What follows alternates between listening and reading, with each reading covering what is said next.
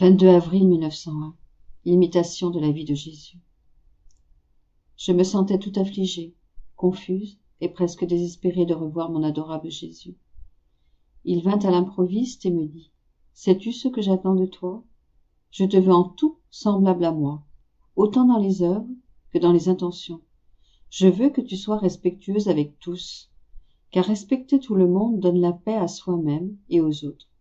Je veux que tu te considères la plus petite entre tous, et que toutes mes instructions, tu les rumines toujours dans ton esprit et les conserves dans ton cœur, afin que, quand les occasions se présenteront, tu trouves toujours ton esprit et ton cœur prêts à se servir de mes instructions et à les mettre en pratique. En somme, je veux que ta vie soit un débordement de la mienne. » Pendant qu'il disait cela, je vis derrière le Seigneur une gelée et un feu qui descendait sur la terre et faisait du tort aux récoltes. Je lui dis : « Seigneur, que fais-tu, pauvres gens ? » Et lui, sans me prêter attention, il disparut. «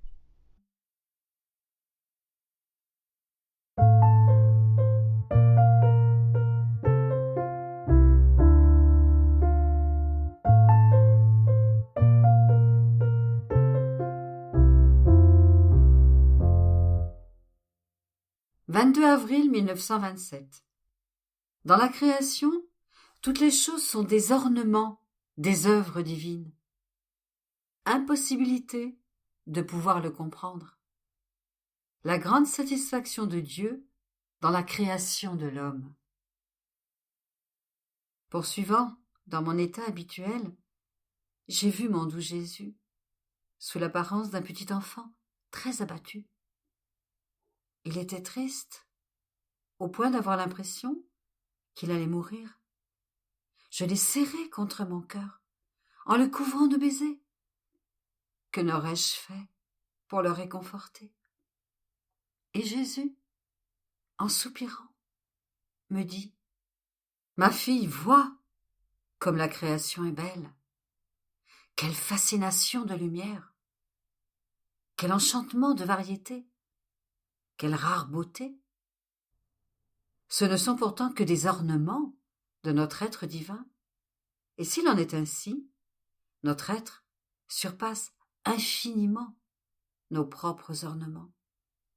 Et la créature est dans l'impossibilité de le comprendre, tout comme l'œil est incapable de recevoir en lui-même l'immensité de la lumière du soleil. L'œil voit la lumière. Il est rempli de cette lumière dans les limites de ses possibilités. Mais quant à la contenir tout entière, à mesurer la longueur et la largeur de l'espace où elle s'étend, cela lui est impossible. Notre être est pour l'homme ce que le soleil est pour l'œil, comme les ornements que l'homme peut voir et toucher. L'homme voit le soleil, sa lumière l'atteint, et il lui permet de sentir sa chaleur. L'homme voit l'immensité de l'eau dans la mer, il contemple la voûte des cieux, avec toutes les étoiles. Mais qui peut dire de quoi est faite la lumière ? Combien de lumière les cieux contiennent-ils ? Combien d'eau dans la mer ? Combien d'étoiles dans le ciel ? Et qui a formé la voûte des cieux ? À cela, l'homme ne sait quoi répondre. Il voit et il en profite. Mais il est le grand ignorant en ce qui concerne l'arithmétique des poids et des mesures. Et si cela est vrai pour nos ornements, ce l'est bien plus encore pour notre être divin.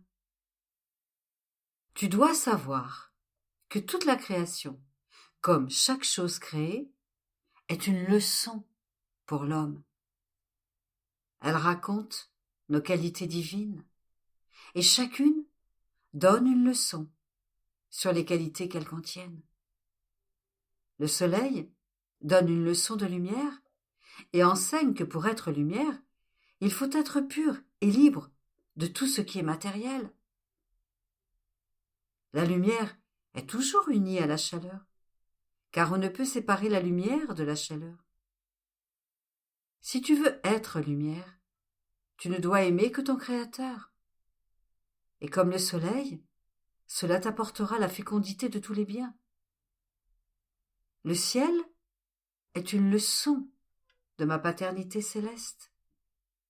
Il t'appelle continuellement à ton Créateur.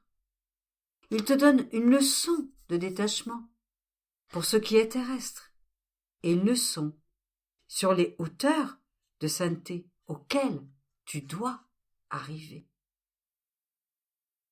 Tu dois t'orner mieux que les étoiles de toutes les vertus divines. Chaque chose donne sa leçon et appelle l'homme à se mirer en elle pour la copier et l'imiter. Je n'ai pas créé tous mes ornements dans le seul but de les voir, mais pour que la créature, en les imitant, puisse être embellie.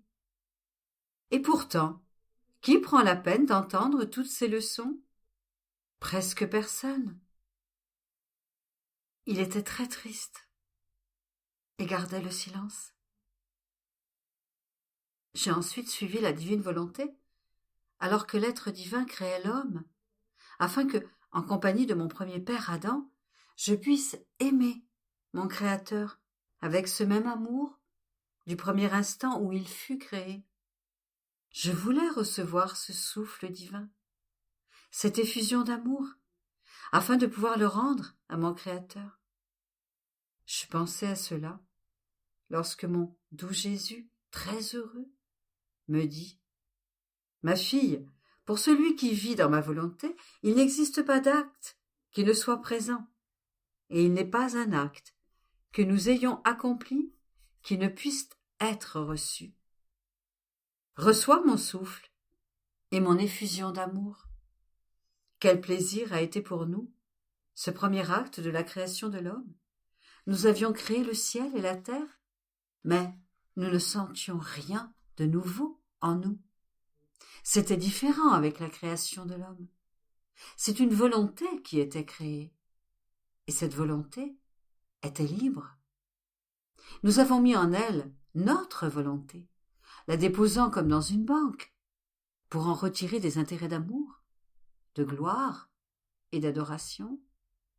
Oh, que nous débordions d'amour, que nous tremblions de joie en créant cette volonté libre pour l'entendre dire « Je vous aime ».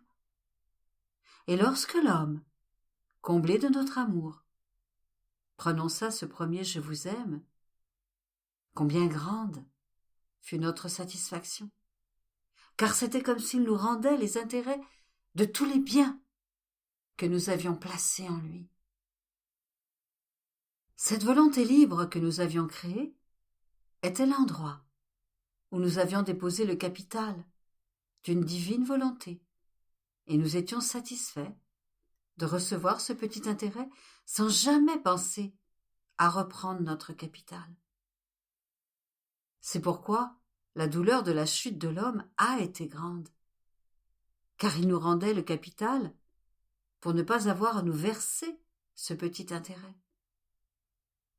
Sa banque s'est retrouvée vide, et comme son ennemi avait conclu un marché avec lui, il l'a rempli de passion et de misère, et le pauvre homme se retrouva en faillite.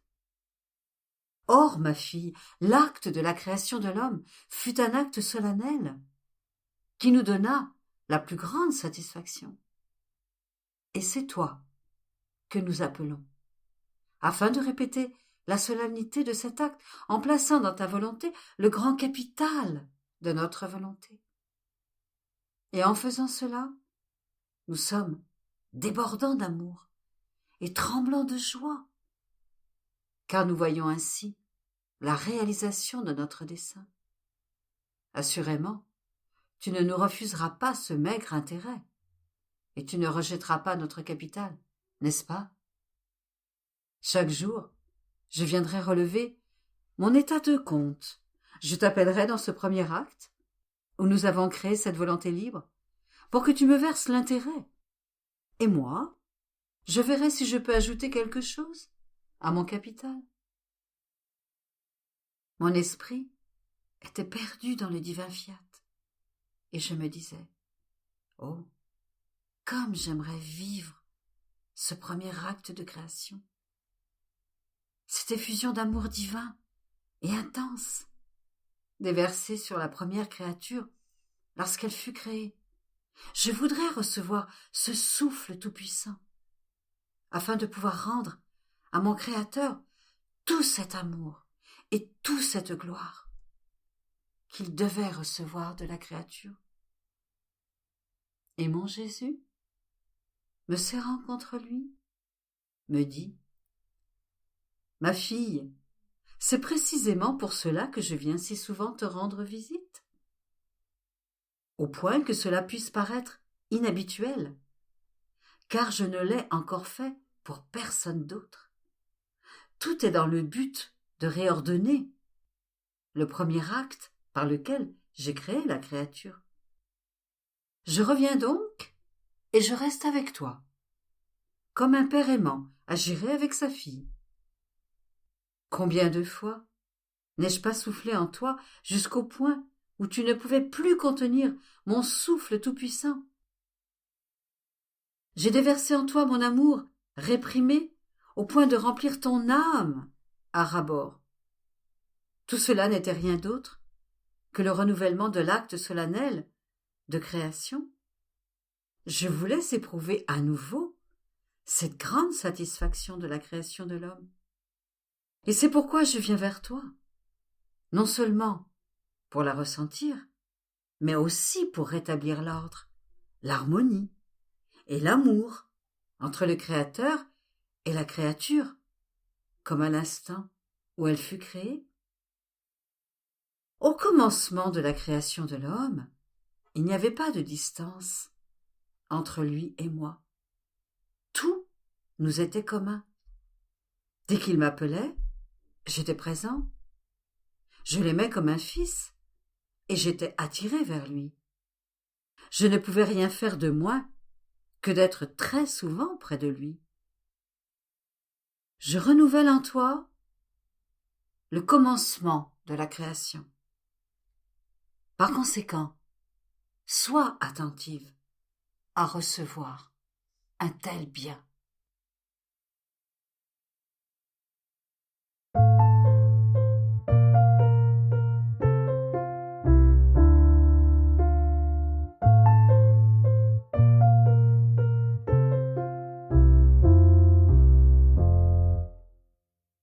« 22 avril 1928. Lorsque les vérités ne sont pas prises en considération, leur vie est avortée. Comment l'amour de la reine souveraine est répandu dans toute la création, parce que dans son mouvement infini, le fiat le diffusa partout.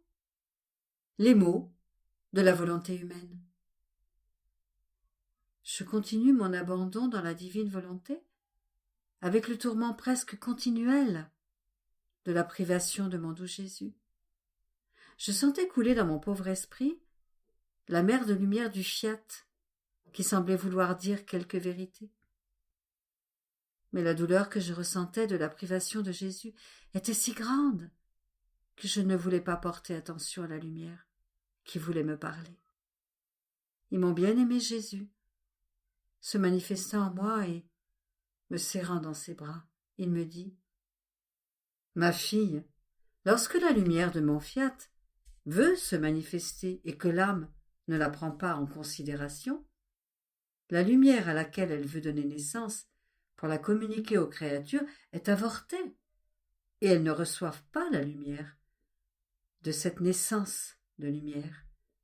Et si tu savais ce que signifie être la cause d'un avortement de notre lumière, tu dois savoir que lorsque notre fiat veut manifester une vérité, il met tout notre être en activité, et débordant d'amour, de lumière, de puissance, de sagesse, de bonté et de beauté, il forme la naissance de la vérité qu'il veut livrer. Et comme toutes nos qualités se mettent en action, nous ne pouvons pas contenir cette vérité, et nous lui donnons naissance afin d'en faire don à la créature. Et si la créature ne prend pas cette vérité en considération, Elle provoque l'avortement de notre amour et de notre lumière. Elle cause l'avortement de notre puissance, de notre beauté, de notre sagesse et de notre bonté, en les faisant mourir à leur naissance. Elle perd cette chère naissance et ne reçoit pas de nous la vie que nous voulions lui donner au moyen de cette vérité. Et il nous reste la tristesse d'avoir avorté et le sentiment de voir revenir en nous le bien que nous voulions donner aux créatures. En fait, si la créature avorte, elle perd cette naissance, alors que nous ne la perdons pas, car elle rentre en nous, et c'est pour la créature qu'elle est avortée. Par conséquent, sois attentive lorsque tu sens que la mer de lumière de mon fiat forme ses vagues pour déborder à l'extérieur et donner naissance à ces vérités.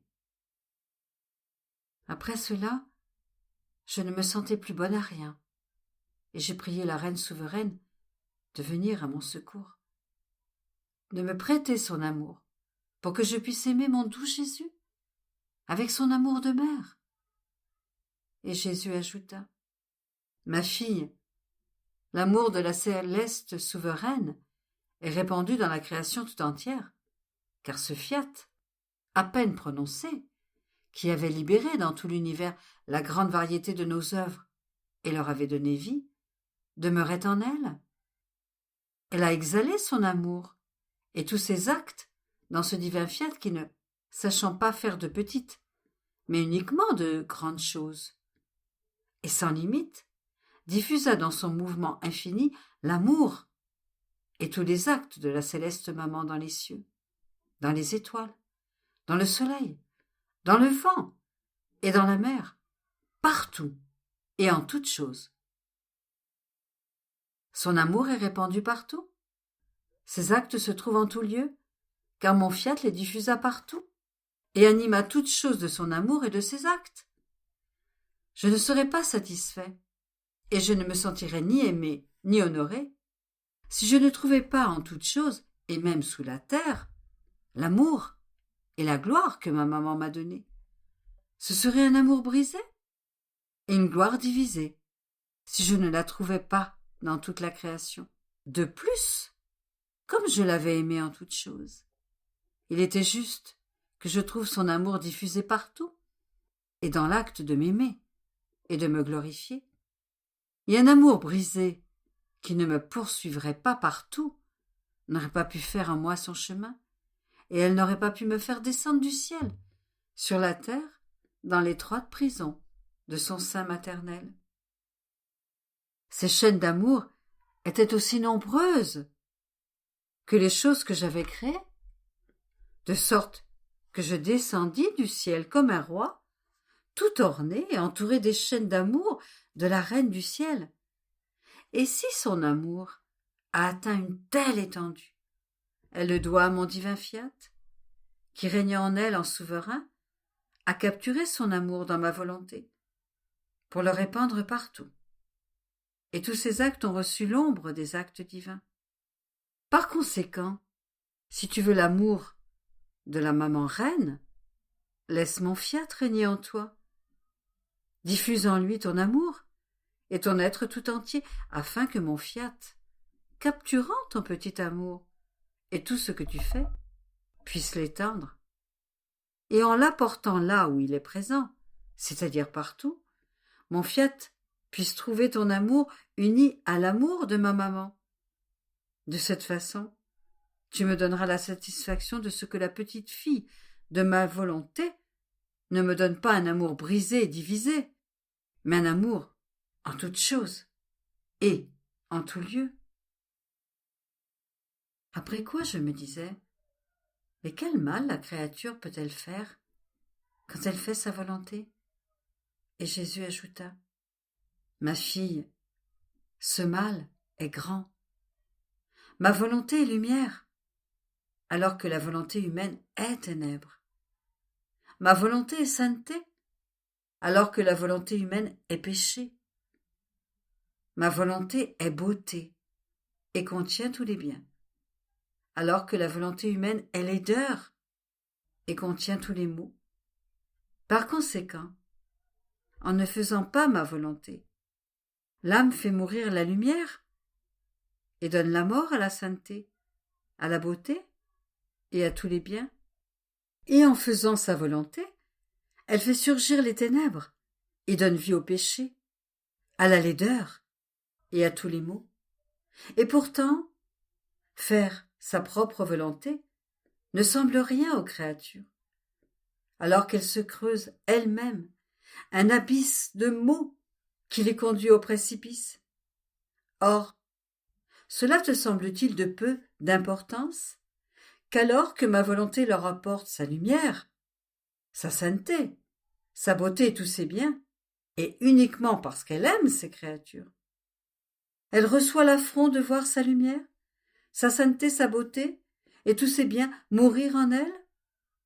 Mon humanité a tant ressenti cette mort, que la volonté humaine a donné à la lumière et à la sainteté de sa volonté dans la créature, qu'on peut dire que ce fut la vraie mort qu'elle ressentit. Car elle éprouvait le tourment et le poids de la mort, d'une lumière et d'une sainteté infinie que les créatures avaient osé détruire en elles-mêmes. Et mon humanité gémissait et se sentait écrasée par autant de morts que les créatures avaient osé donner, la mort à la lumière et à la sainteté de ma divine volonté en elle. Quel mal ne serait-il pas fait à la nature si elle faisait mourir la lumière du soleil, le vent qui purifie et l'air qu'elle respire? Le désordre serait si grand que toutes les créatures en mourraient.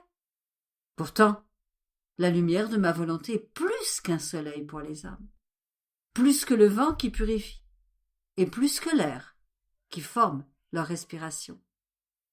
Ainsi, par le désordre causé, si elle pouvait faire mourir la lumière du soleil, le vent et l'air, tu peux comprendre le mal que produit le fait de ne pas faire mon adorable volonté, qui est l'acte de vie primordial et le centre de toutes les créatures.